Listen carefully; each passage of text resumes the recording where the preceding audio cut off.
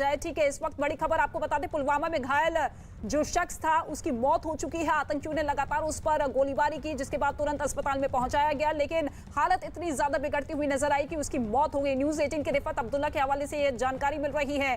पुलवामा में घायल सकीर अहमद की भी मौत हो चुकी है। आतंकियों की फायरिंग में इस शख्स की मौत हुई है, जो कि यूपी का रहने वाला था और घाटी में मौजूद है। आप देखिए किस तरीके से बेगुनाहों का खून बहाने की पूरी कोशिश इन आतंकवादियों की है, लेकिन दूसरी ही तरफ वो जज्बा, वो हौसला भी लोगों का दिखाई देता है, जिसमें वो साफ तरीके से कहते हुए नजर आते हैं कि किसी भी कीमत पर हम आतंकियों के सामने झुकने वाले नहीं हैं। रिफत का एक बार फिर से रुख कर लेते हैं। रिफत, अब इलाके में किस तरीके से सुरक्षा के चाक चौबंद इंतजाम कर दिए गए हैं, क्योंकि कहीं ना कहीं इन लोगों को मौत के घाट उतारकर वो डर और दहशत का माहौल बनाने की पूरी कोशिश इन दहशतगर्दों की तरफ से है, ताकि जो विकास की मुख्य धारा के साथ वहां की घाटी के लोग जुड़ते हुए नजर आ रहे हैं उसे ब्रेक किया जाए।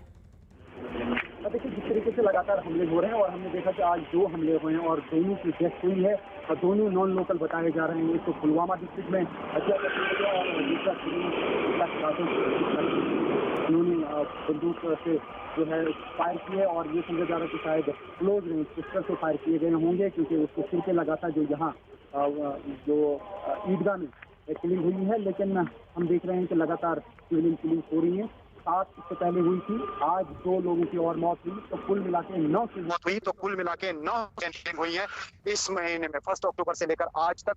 लेकिन आपको मालूम है कि कुछ दिनों से लगातार एनकाउंटर हो रहे थे और आज ही आईजीपी ने यह कहा कि 9 एनकाउंटर हुए और 9 एनकाउंटर में 13 मिलिटेंट मारे गए, जिसमें 2 कमांडर भी शामिल हैं। लेकिन आज इस तरीके से शाम को फिर से किलिंग्स हुई, तो ये जरूर सुरक्षा एजेंसी के लिए एक बड़ी चुनौती है।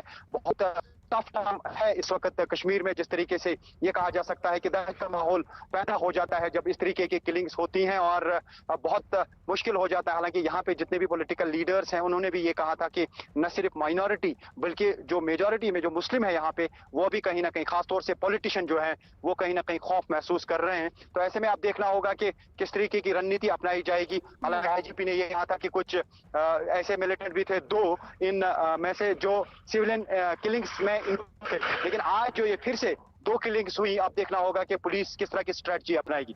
बिल्कुल, सुरक्षा एजेंसियों के सामने बहुत बड़ी चुनौती है। एक तरफ आम लोगों का खून बहाया जा रहा है, तो दूसरी ही तरफ सुरक्षा बलों की तरफ से ऑपरेशन मुठभेड़ लगातार जारी है इन आतंकवादियों के साथ। और ऐसे में देखना होगा कि अब किस तरीके की रणनीति अपनाती हुई हमारी सुरक्षा एजेंसियां नजर आती हैं। लेकिन इसके साथ ही